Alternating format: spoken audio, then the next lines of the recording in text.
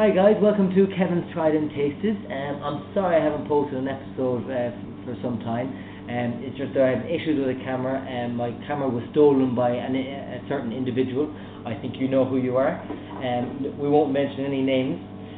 Now, you might notice my shirt. I think there was quite a lot of comments about a previous episode on Twitter that people were mentioning the shirt, the extravagant shirt I was wearing. So I thought I'd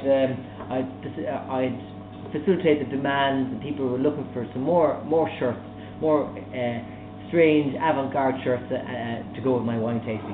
Maybe just for this one episode.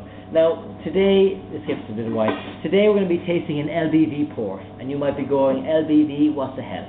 An LBV stands for a late bottled vintage port. So when it comes to port, when it comes to red port, there's three types. You've got ruby, you've got late bottled vintage, and you've got vintage port. Ruby port is I think we've probably all heard of it before, is basically it's the entry level port. It's the kind of pouring plonk. I'm sure there's some good stuff out there, but it's the entry level port. Late bottled vintage then is a bit more serious, and then vintage port. Now, when it comes to vintage port, we'll just deal with vintage port first. Vintage port is there's not a vintage port declared every year, so it's not like Bordeaux where every year the winemakers make a wine, a vintage wine. So they make in the 2008, 2009, 2010. It's not like that in Portugal. They only make a vintage wine when the year they're making the wine is an excellent vintage. So they only make a vintage port in the 5-star, the best vintages available to them. Now, as of recently, there's been quite a lot of good vintages, so there's quite a lot more. But before, it could be maybe 3, 4, 5 year gaps between each vintage port. Now, a late bottle vintage it is still a vintage port, but they only declare it in certain years that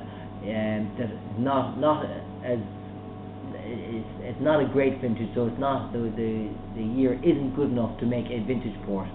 And the reason why it's called late bottled is that the wine is filtered before they bottle the wine. So if you've ever opened a bottle of port, the sediment is just unbelievable. It's just there's so much sediment in the bottle, and usually the wine is lying down by the side. So you can just if the wine is poured out, you can see this crust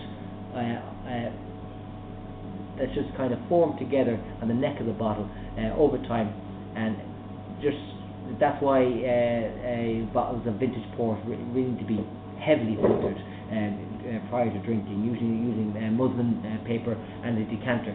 But with late bottle vintage, there's no issue with that. You can just pop open the bottle. Don't need to worry about decanting. You can just pour yourself a nice glass, as so. The wine has already been filtered, so now there might be a little bit of sediment, but you don't really need to worry about really gritty sediment that you will get if you didn't filter a vintage port. Now, it's a long way around. I hope you learned a little bit there. Now let's just get into the tasting of the wine. Good colour, lovely nose. Port is such a great wine, it really is, and it's such an undervalued wine as well. People just aren't really drinking it. It's something you should really look out. There's white ports, there's tawny ports, late bottle vintage ports you really are missing out if you're not heading to Portugal, either for the red wine and the ports. They're just such an undervalued commodity in the wine world at the moment. You really got to start drinking some more of them. Fantastic wine. Lovely rich nose on this, dark chocolate flavours on this. Oh, delicious. Oh, I just love the nose and port. Sorry, really good.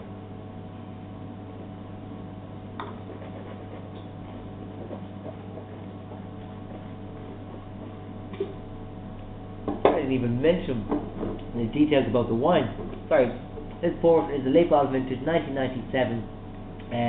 From one of the top port houses in Portugal. My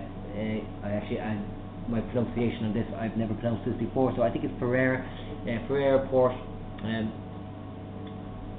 established in 1751, so this is real old school, guys. Huge history behind this. One of the top port houses, 1997, and I can tell you for one thing, it is absolutely delicious, delicious.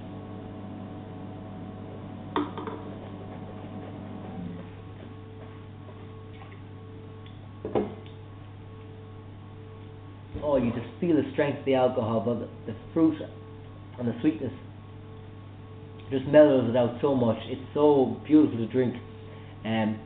Huge length of flavours in this. Great intensity. Smashing wine. And you know, like, this is $10.55 for the half bottle. Now you probably be able to pick this wine, which should be widely available around Ireland. I picked this up in a Carrick Wine down in Carrigaline, and they had it down there. So I said I'd try it out. But you know, definitely look out if you can't find this particular one. Look out for some late bottle vintage ports. They really are a good undervalued wine. That is something you should really do. At least try and appreciate. And you know, even if you just try it once, I'm sure you mightn't be too disappointed.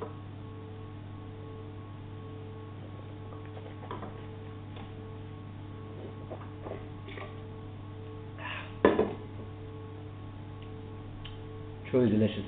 Guys, you gotta get it. That's it. I'm gonna leave it at that. I'm gonna finish this wine off. Thank you very much for watching, and see you again. Bye.